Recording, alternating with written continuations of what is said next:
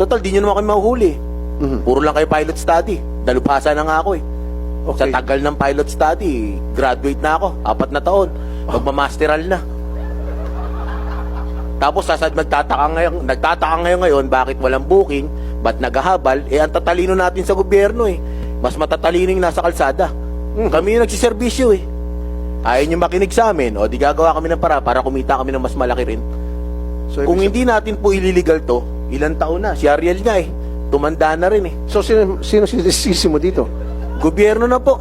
So, ang CAS, wala kayong monitoring system na pag yung inyo pong rider nagpatay ng app, agad-agad questionin mo, bigyan nyo ng patawag para magpaliwanag.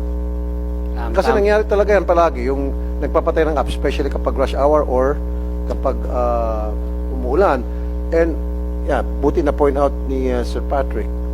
And para magkolorum sila, and then magcha-charge sila mas malaki. Now, itong pasahero, gusto lang makauwi, sige, kahit na triple pa yan. Wala kayong sistema na para ma-address itong issue na to, sir. Maraming salamat po, Mr. Chairman. Actually po, meron po kaming fraud detection system. Chine-check po namin kung yung frequency na pagsisirado ng offline, tas pag-online, meron pong algorithm yun na nagde-detect na kung ginagawa niya ng madalas, ibig sabihin, either nag-check siya ng price para malaman yung presyo, yung basehan ng presyo, tapos ino-off niya yung app para maghabal-habal. So na-check po natin yun, meron na po tayong mga naban based on that. Pero sir, mataas ang insidente ng pagpapatay ng app during rush hour. Hindi mo na-observe yan? During mga umuulan-ulan. Sir, actually po kami po sa experience po namin, no, for peak hour at for pag umuulan ng konti po, basta hindi po typhoon, actually yung drivers po namin tumataas po yung online. Tumataas po yung online bikers namin on the road. No, sir. Opo. During peak hours at kapag umuulan, no drivers available. Palagi yan. Mga-staff ko. Yan palang reklamo ng mga staff ko. Sasabihin, no drivers available. Oh. Tama po yan, sir. Kasi, maging sa Grab, ganun din. Pinapatay yung apps. Di ba? Ito si Mr. Baka may kasagutan si Mr. Malungsod. Sir, amin na kami, sir. Ha? Sa tagal kasi ng pilot run, gumugulang na yung mga rider. Ang tagal nyong i-regular to, gawing batas to, nakakaisip na yung rider ng bagay na papabor na sa kanila. Aha. Ang tagal na kasi ng panahon eh. Nakikita namin, 2017, 40 pesos lang ang gasolina. 50 hanggang 60 na ngayon. Hindi naman tumaas ang fare. Ngayon, ang mindset ng rider, magulang kayo mga malalaki na yung kumpanya, di pa kami kikita sa inyo ng libo. Ang ginagawa ng rider, nanggugulang na rin. Gulangan. Total, di nyo naman kami mahuhuli. Puro lang kayo pilot study. Dalubhasa na nga ako eh. Sa tagal ng pilot study, graduate na ako. 4 na taon. Magmamasteral na. Tapos nagtataka ngayon bakit walang booking, ba't naghahabal, ang tatalino natin sa gobyerno eh. Mas matatalino yung nasa kalsada. Kami yung nagsiservisyo eh. Ayaw nyo makinig sa amin, o di gagawa kami ng para kumita kami ng mas malaki rin.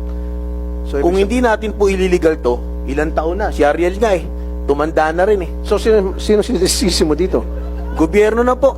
Ang tagal na ng pilot study. Ang sabi noon, nung nag-uusap kami, pilot study, 6 months to 1 year. 5 taon na po, masteral na. Mano man lang sana, sir, every now and then, nagbabago ng LTFRB chairman eh. Dati ang humuli pa sa amin, si Lisada. Sino si Lisada? Dating, spokesperson ng LTFRB. Spokesperson, kasi ang chairman, yung Board member. Ba't kayo hinuli? Kasi illegal daw po kami. Yun lang alam namin na hanap buhay pag bumotorsiklo eh. Matagal na yung habal-habal eh. Wala pa sila sa gobyerno, may habal-habal na eh. 2009, may habal-habal na. Pinopost na ni Congressman H. Durano. Hanggang ngayon, namatay na si Representative Raul Delmar ng Cebu. Andiyan pa rin yung panukala na yun. Nananatili yung pilot run eh. Hindi ko malaman kung patalino tayo o pamangmang eh. Attorney Cuadis, pakisagot lang.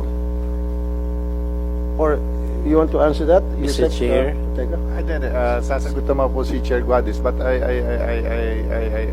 tawag po dito na nagugustuhan ko yung sinasabi ni Mr. Maglusod because basically yun po yung reality on the ground. Eh syempre po, it's connected sa amin, sa gobyerno, sa ating mga big players, and with due respect even sa ating po proseso sa paggagawa ng batas, siguro it's a wake-up call in such strong statement po, no? But we appreciate that. So, Chair Guadis, please. Mr. Chair, when I came in, the pilot study is still on process. We submitted the final report. Both houses, Committee on Transportation for both High Senate and the lower house. When was it submitted? We submitted the report to your office, I think, about 3 or 4 months ago then, under the chairmanship of Senator Grace Poe. The committee report for the... You will submit now if... Can you resubmit it to us? Yes, of course, Mr. Chair. To me, to my We office, have an because I'm the new available chairman? copy. Yes, Mr. Chair. Okay. The version for the lower house was submitted. In fact, the lower house had already passed the bill on its third and final reading, and then inaangat na po sa Senate for the Okay. disposition of the Senate. So, ang bola ho ngayon nito is in the Senate, Mr. Chair, and Okay. if you haven't received one, I can give you one today. I have Okay. a soft copy which I can furnish Mr. your office. Maglunsod, thank you so very much for raising that issue. And I didn't know na may problema din pala dito sa side ng legislative, yung paggagawa ng batas at nasa Senate. And bago lang po akong chairman ng transport. So baka na-overlook lang yon. So I'll look into it. I'll make sure na the ball will start rolling again. Maliwanag ko lang sir, kasi dati pumasa na yun sa Congress, 17 Congress, pasado sa Congress. Hindi pumasa sa Senado. 18 Congress, pasado daw sa Senado. Hindi pumasa sa Congress. 19 Congress, pumasa sa Congress. Sa Senado po ngayon, hindi na naman. Kasi sir, Kada mag-election po, lagi kami nagagamit mga rider. Lagi kami tinutulungan pag tuwing election. Pagtapos ng election, hindi na kami natutulungan. Iwan na naman po kami